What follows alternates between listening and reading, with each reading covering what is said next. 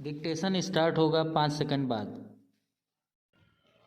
Start. यह अच्छा हुआ कि भारत सरकार धान की जगह दालें, मक्का और कपास उगाने वाले किसानों से न्यूनतम समर्थन मूल्य यानी एमएसपी पर उनकी पूरी उपज खरीदने की योजना लागू करने जा रही है।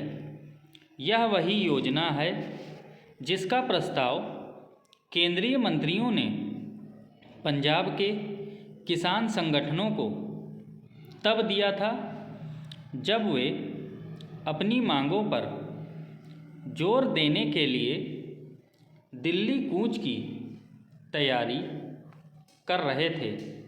उस समय पहले तो किसान नेताओं ने यह कहा कि वे इस पर अन्य कृषक नेताओं और कृषि विशेषज्ञों से विस्तार से विचार करेंगे, लेकिन फिर यकायक उन्होंने उसे ठुकरा दिया।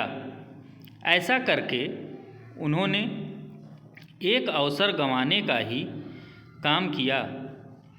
यह उचित ही है कि पंजाब के किसान संगठनों की बेरुखी के बावजूद केंद्रीय मंत्री पीयूष गोयल ने यह स्पष्ट किया कि इस योजना को अगले सीजन से देश भर में लागू किया जाएगा।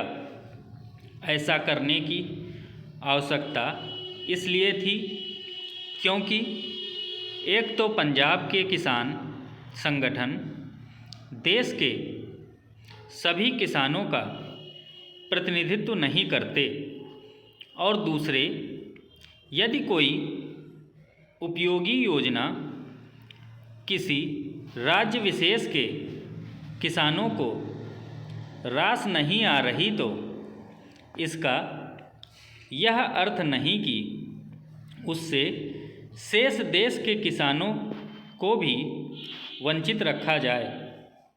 बेहतर होता कि पंजाब के किसान संगठन इस योजना पर सकारात्मक रवैये का परिचय देते।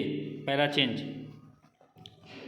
पंजाब देश के उन राज्यों में शीर्ष पर है जहां ज़रूरत से ज़्यादा धान पैदा किया जा रहा है। धान उगाने में पानी की कहीं अधिक खपत होती है।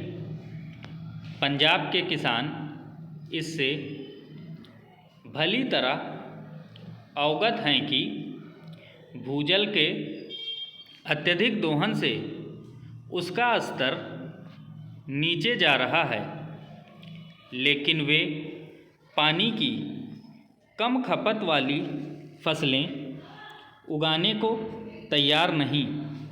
यह रवैया तब है जब पंजाब के कुछ इलाकों में भूजल स्तर कहीं अधिक नीचे चले जाने से खेती की ज़मीन के बंजर होने का खतरा पैदा हो गया है। इस खतरे की अनदेखी का कोई औचित्य नहीं, लेकिन दुर्भाग्य से ऐसा ही किया जा रहा है।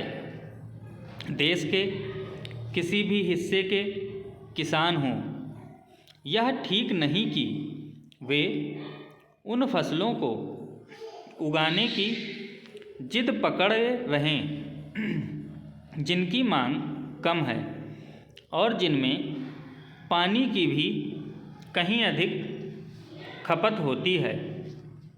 मक्का और कपास के साथ मसूर, उड़द एवं अरहर की खेती में केवल कम पानी का इस्तेमाल ही नहीं होता, बल्कि उनकी मांग भी अधिक है।